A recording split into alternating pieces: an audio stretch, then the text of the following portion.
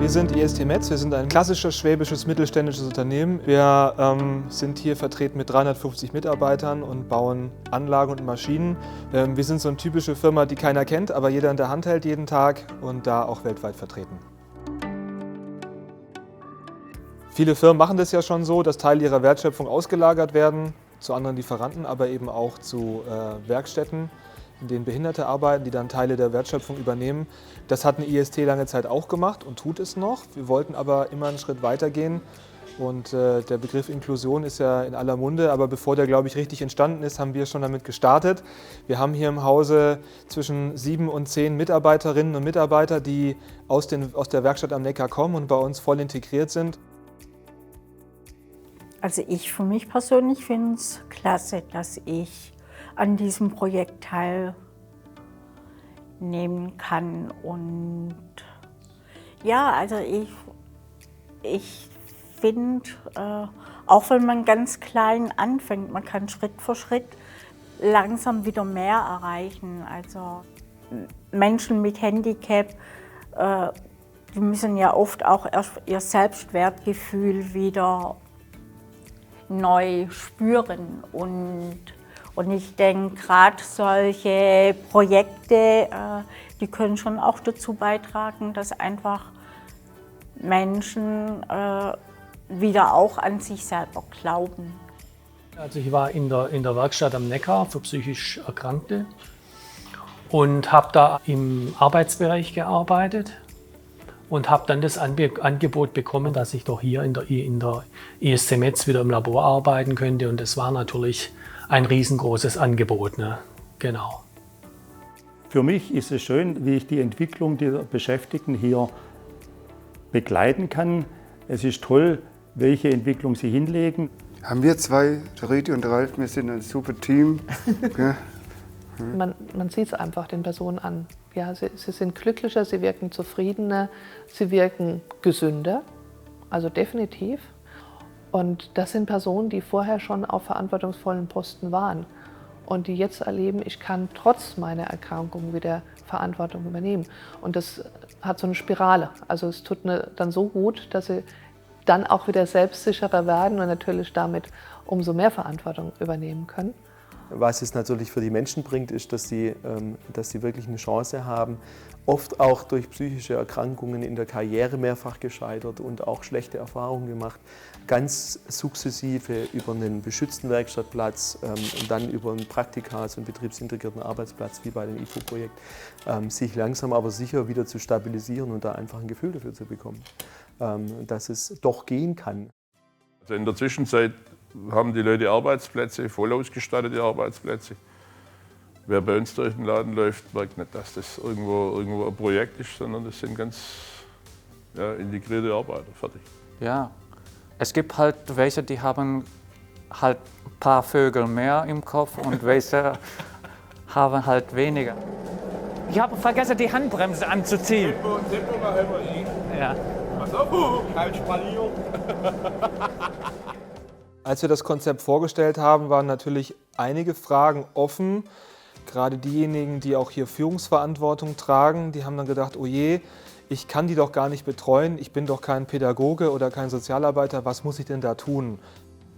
Man kann mit denen ganz normal und vernünftig arbeiten, das ist überhaupt kein Hindernis, ganz im Gegenteil, es ist eine Bereicherung für jeden.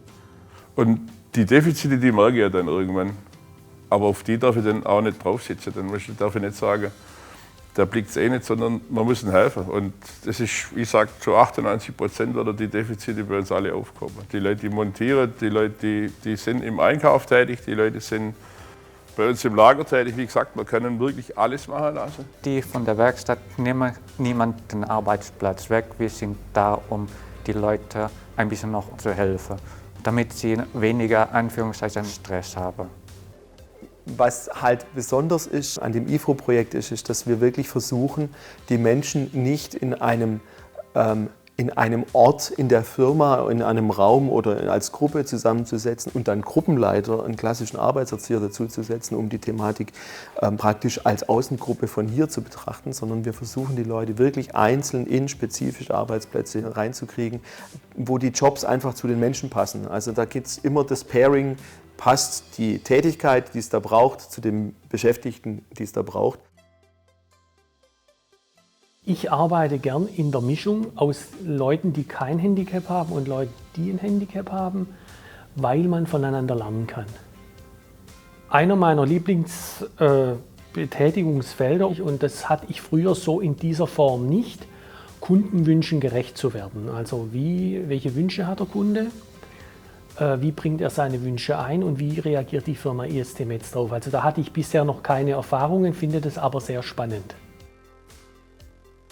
Wir haben uns, als wir das IFO-Projekt gemacht haben, natürlich von vornherein überlegt, dass es sinnvoll ist, dass man vor Ort jemanden hat, der die Gruppenleitung oder die Koordination des ganzen Ablaufes übernimmt und dort auch letzten Endes Netzwerke schmiedet und Leute kennenlernt und da einfach Verbindungen aufbaut und sich auskennt in der Firma, in der unsere Leute dann letzten Endes beschäftigt sind.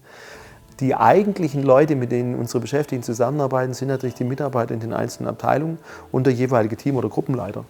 Das sind schon die letzten Endes da auch die Arbeit verteilen und das tun. Und das ist schon ganz speziell, weil das natürlich keine Arbeitserzieher sind, sondern es sind ganz normale Mitarbeiter der Firma IST Metz, die sich sukzessive darauf einlassen, mit unseren Beschäftigten zusammen diese Erfahrung zu machen.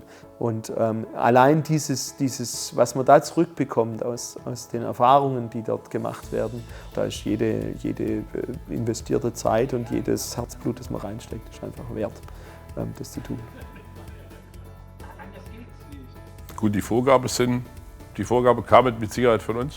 Die und die Jobs gibt es, ob man sich das vorstellen kann. Wir haben Top-Lagerrichter abbekommen. Ja. Letzten Endes ist es ja so, ein Unternehmen muss ja auch betriebswirtschaftlich handeln. Da spielt es eben auch eine Rolle, dass es Gewinn erzielt, sonst macht die Unternehmung ja letztendlich keinen Sinn. Und genauso gut muss auch das irgendwo reinpassen. Also natürlich kann man viel auch, um das soziale Profil eines Unternehmens zu stärken, auch man kann spenden und man kann tun, aber ich finde es halt auch wichtig, dass die Geschäftsführung eines Unternehmens den betriebswirtschaftlichen Sinn erkennt, dies zu tun, weil letztendlich überträgt sich es auch auf die Mitarbeiter. Also ich glaube nicht, dass die Kollegen, die hier arbeiten, das Gefühl haben, sie sind nur aus Mitleid hier, sondern die möchten ja selber auch ein Teil der Wertschöpfung sein und ernst genommen werden. Und da müssen aber beide Seiten davon auch überzeugt sein. Und diesen Fall haben wir bei IST. Die Kolleginnen und Kollegen, die aus der Werkstatt am Neckar arbeiten, die bringen einen wichtigen Teil, der hat einen gewissen Wert und der macht für uns auch Sinn, dass wir den hier im Haus auch haben. Insofern ist es eine Win-Win-Situation und das sage ich jetzt nicht so, weil wir jetzt Werbung machen, sondern ich sage es, weil es wirklich so ist und deswegen gibt mir das Ganze auch aus kaufmännischer Sicht ein gutes Gefühl. Eigentlich ist es sogar gar nicht so schlecht, dass noch nicht so viele Firmen drauf gekommen sind. Aber als Risiko, wie gesagt, wenn es nicht geht, dann ist es im gegenseitigen Einvernehmen auch so, dass die Person einfach in die Werkstatt wieder zurück kann, weil natürlich der Werkstattvertrag weiter mitläuft. Also ich kann Ihnen sagen, probieren Sie es aus. Sie werden auf Menschen treffen, die sich sehr freuen, dass sie von Ihnen kontaktiert werden. Ich glaube, dass das jede soziale Einrichtung, jede Werkstatt für behinderte Menschen mit jeder willigen Firma angehen kann, so ein Projekt. Ich glaube, das ist eigentlich keine besonderen Voraussetzungen, die man da braucht. Man muss das Herz mitbringen, man muss es wollen und mit einer gewissen Struktur rangehen, dann funktioniert es auch.